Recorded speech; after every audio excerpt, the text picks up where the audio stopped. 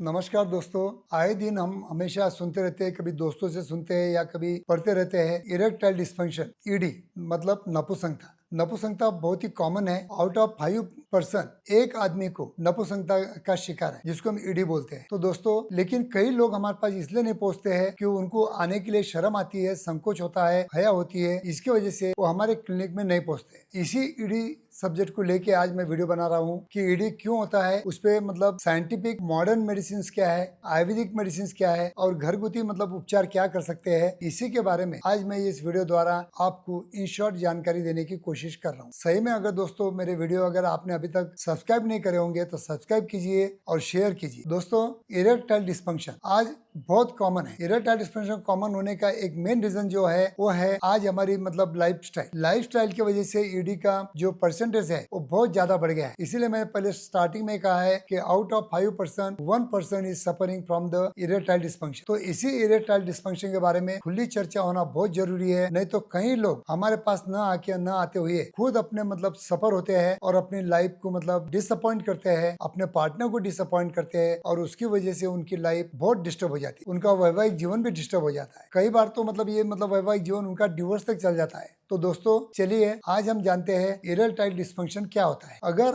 आपके इंद्रिय में अगर सॉफ्टनेस है, आपका मतलब इच्छा होने के बावजूद आपको मतलब इरेक्शन नहीं आ रहा है, तो उसे हम इरेक्टाइल डिस्फंक्शन बोलते हैं। या आपका इरेक्शन बहुत प्रॉपर हो रहा है, लेकिन जैसे ही आप मतलब इंटीमेट मतलब करते हो या इंटरकोर्स करते हो तब आपका मतलब लूजनेस आ जाता है, सॉफ्टनेस आ जाता है, उसको हम बोलते हैं इरेक्टाइल डिस्फंक्शन। तो इरेक्टाइल डिस्फंक्शन के बारे में जानने से पहले हमें जानना होगा कि इरेक्शन हमें क्यों आता है। जैसे ही हमारे माइंड में थॉट आते हैं या कुछ सेक्सुअल थॉट आते हैं या मतलब सेक्सुअल बातें हम करते हैं, उसकी वजह से हमारा माइंड डोपामिन सीक्रेट करता है और कुछ हार्मोन टेस्टोस्टेरोन सीक्रेट करते हैं और उसकी वजह से हमारे इंद्रिय को मैसेज जाता है और वहाँ की जो नसें है वो फूल जाती है, वो डायलेट हो जाती है। उसकी वजह से मतलब उसमें ब्लड फ्लो बढ़ जाता है और उसी की वजह से हमें इरेक्शन आता है। ये सिंपल मैकेनिज्म, ये मैकेनिज्म आपका डिस्टर्ब हो सकता है। एक तो साइकोलॉजिकल लेवल पे कि आप मन में जो थॉट आना चाहिए वो थॉट ही नहीं आ रहे प्रॉपर, या फिजियोलॉजिकल लेवल पे कि आपके थॉट आने के बाद में भी आपका जो सिस्टम है बॉडी का, जो हार्ट है, ब्लड वेसल्स है या पेनिस है, ये काम बराबर नहीं कर रहे होंगे तो भी मतलब आपको इरेक्टाइल डिस्फंक्शन हो सकता है। तो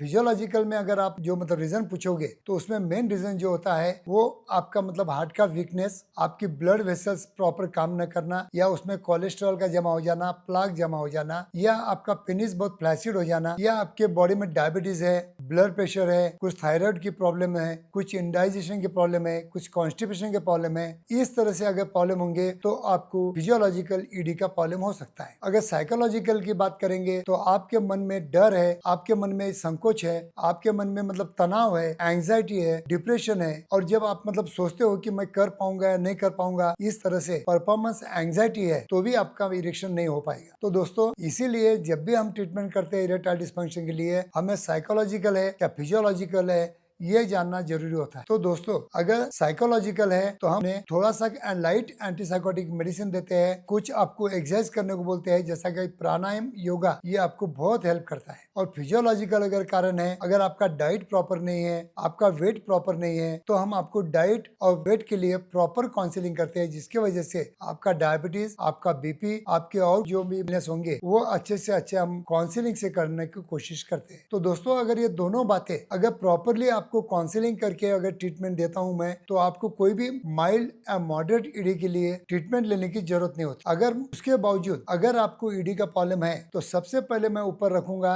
कि मॉडर्न मेडिसिन, जिसमें हम वाइग्रा जैसे टैबलेट या सियालिस जैसे टैबलेट का इस्तेमाल करते हैं। लेकिन आपको बता दूं कि जितनी ये टैबलेट अच्छी है उतने ही उनके साइड इफेक्ट्स भी बहुत ज्यादा है। तो दोस्तों ये जब भी टैबलेट आपको लेना है, जिसको हम PD5 इनहिबिटर बोलते हैं, तो दोस्तों ये जब भी आपको लेना है तो ये कोई भी क्वालिफाइड डॉक्टर के अंडर प्रिस्क्रिप्शन लेके ही आपको ये टैबलेट लेना है, क्योंकि आपके बॉडी के हिसाब से आपके ईडी का जो सिवेरिटी है उसके हिसाब से हमको डोज बराबर टेलर करना पड़ता है और टैपर करना पड़ता है। अगर बहुत ज्यादा हेवी डोज में आपके दोस्त के कहने से या केमिस्ट से कहने से अगर आप ज्यादा हेवी डोज लेके अगर हमारे पास आते होंगे तो आगे हमारे लिए ईडी का ट्रीटमेंट करने के लिए बहुत डिफिकल्टी आती है। तो दोस्तों ऐसा मत कीजिए, ऑनलाइन दवा मत मंगाइए, आपका दोस्त का केमिस्ट को आपका डॉक्टर मत बनाइए। तो कभी भी आपके यहाँ के क्वालिफाइड डॉक्टर की सलाह लीजिए, तो आपका ईडी का ट्रीटमेंट बेहतरीन से बेहतरीन हो सकता है। तीसरी बात बोलूंगा मैं कि कई आयुर्वेदिक हर्ब्स है जिसमें सब पे टॉप पे रखूंगा मैं अश्वगंधा जो एंटीसाइकोटिक काम करता है, शिलाजीत जो आपका टेस्टोस्टेरोन बूस्ट करने का काम करता है,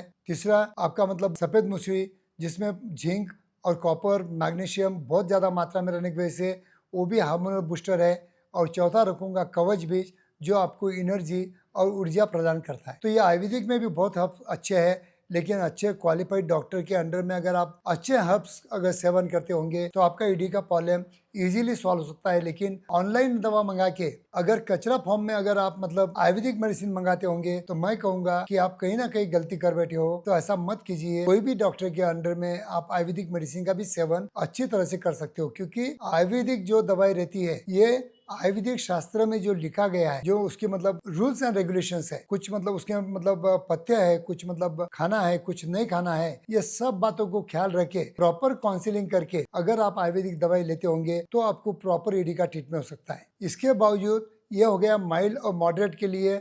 अगर घरगुती आपको उपचार चाहिए तो मैं आपको कहूंगा सबसे ऊपर रखूंगा मैं बादाम को, बाद में अखरोट, बाद में अपने मतलब जो ये रहता है तो जाफरान रहता है वो भी बहुत अच्छा है, और दूध ये चारों का मिश्रण करके दूध को अच्छा बॉईल करके अगर आप डेली सेवन करते हो तो with in a span of 3 month आपका माइल्ड और मॉडरेट ईडी ठीक हो सकता है। क्योंकि देखिए बादाम में जो है काफी मात्रा में विटामिन ई है, मैग्नीशियम है, जिंक है। जो अखरोट मैंने बोला है उसमें काफी अच्छे मतलब ओमेगा 3 फैटी एसिड्स है, और उसके वजह से खजूर भी आप ले सकते हो कि उसमें काफी अच्छे फाइबर है, काफी अच्छे मतलब विटामिन है, वो भी आप ले सकते हो। और जाफरान जो रहता है वो भी आपको एंटी स्ट्रेस बोल के बूस्ट करेगा, और दूध जो है जिसमें कैल्शियम फॉस्फोरस और सब है वो भी आपको हेल्प करेगा। ये सब कॉम्बिनेशन में अगर आप डेली 1 to 3 मंथ अगर लेते होंगे तो घर पे भी ईडी आपका ठीक हो सकता है। और इसके बावजूद बहुत ज्यादा सीवियर ईडी अगर होगा तो उसके लिए आपको हमारे क्लिनिक में आना होगा, क्योंकि हमारे क्लिनिक में वैक्यूम थेरेपी डिवाइसेस है, कुछ शॉकवेव थेरेपी है जो आज के स्थिति में सबसे नंबर 1 ट्रीटमेंट है, जो कि आपके पेनिस के ब्लड फ्लो को बढ़ाने के लिए और नए नशे पैदा करने के लिए हेल्प करता है, वो है शॉकवेव थेरेपी। बाद में पीशॉट थेरेपी है। पीशॉट भी थेरेपी भी आपके पेनिस के स्पॉन्जी टिश्यू हेल्थ मेंटेन करने के लिए बहुत अच्छे तरह से ट्रीट करता है। और कुछ मेडिसिन है, कुछ और मतलब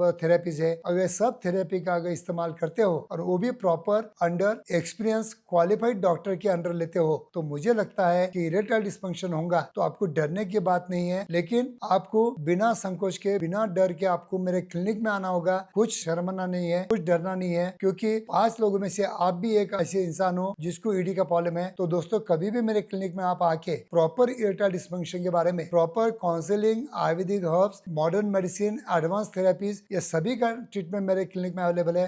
थैंक यू दोस्तों।